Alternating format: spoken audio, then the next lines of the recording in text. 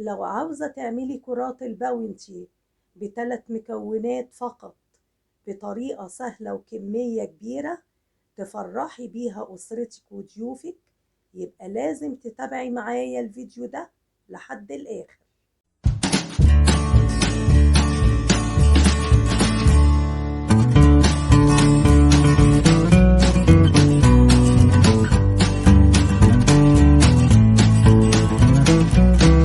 يا مساء الهنا ومساء الفل والورد ومساء كل حاجة حلوة. ازيكم حبايبي؟ عاملين ايه؟ بتمنى يا رب تكونوا بخير. النهاردة بقى هنعمل حالة بسيط جدا جدا زي ما قريته في العنوان، ب3 مكونات بس، وهي كرات الباونتي. مين فينا مش بيحبها؟ ولا بيحب جوز الهند الدايب كده مع الشوكولاتة؟ يلا بسرعة انزلي اعملي لايك للفيديو ويلا بينا نبدأ. هنحتاج لوصفة النهاردة 2 كوب جوز هند ناعم.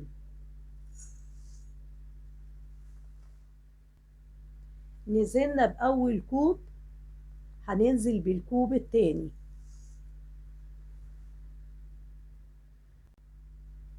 هنحتاج بعد كده ل3/4 كوب حليب مكثف.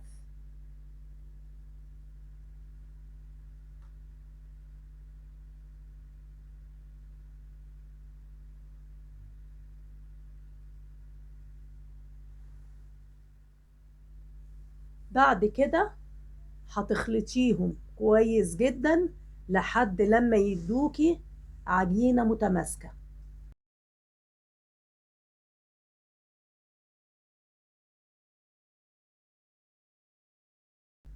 تفضلي تعجني كده فيها لما تبقى متماسكة كلها مع بعضها.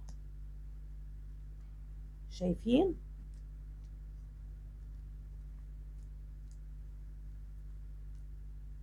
تلمي كده العجينة معاكي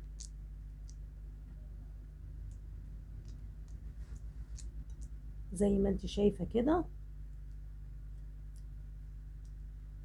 ويلا بقى نشكلها سوا. بنجيب بعد كده حبايبي صينية وبتحطي فيها ورقة زبدة ونبتدي نشكل كرات الباونتي مع بعض. بتاخدي كده قطع صغيرة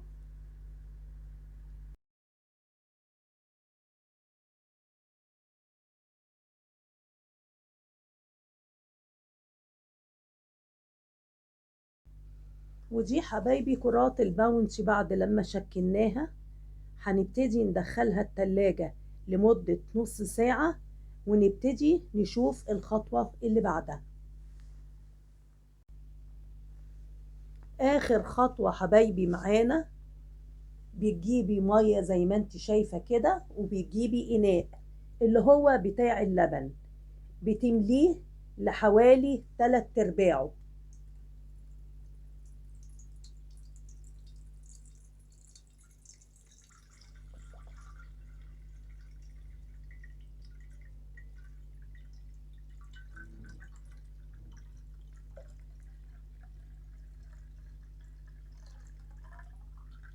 لحوالي 3/4 كده كفاية. وبتجيبي طبق نفس المقاس بتاعها وبتحطيه عليها، وبعد كده بتحطي قطع الشوكولاتة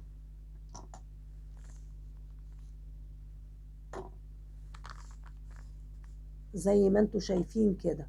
واستعملي طبعا الشوكولاتة اي نوع انتي بتفضليه، بس بحب انا استعمل اللي هي بالحليب، بتديلها طبعا طعم غني ومذاقها بيبقى اجمل من الشوكولاتة السادة.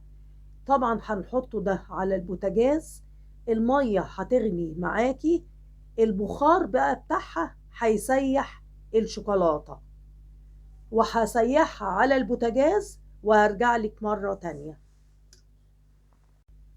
ودي حبايبي الشوكولاتة بعد لما سيحناها بحمام البخار وانا طبعا وريتك الطريقة بتاعته، بيبقى بالقوام ده. هنبتدي بقى ننزل واحدة واحدة،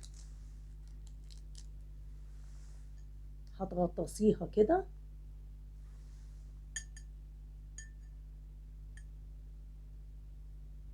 وتصفيها وترجعيها تاني مكانها. هناخد واحدة تانية هتنزليها برضك،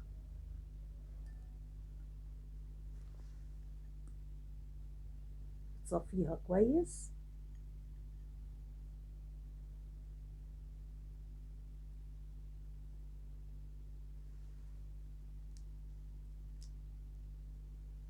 نعمل واحدة كمان،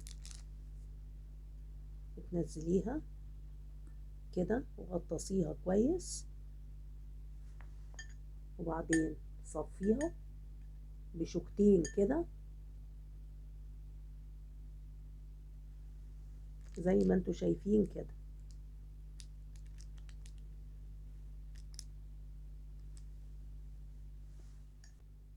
ودي حبايبي كرات الباونتي، بعد لما غلفناها هنحطها في التلاجة لمدة ساعة، وارجع اوريها لك في شكلها النهائي.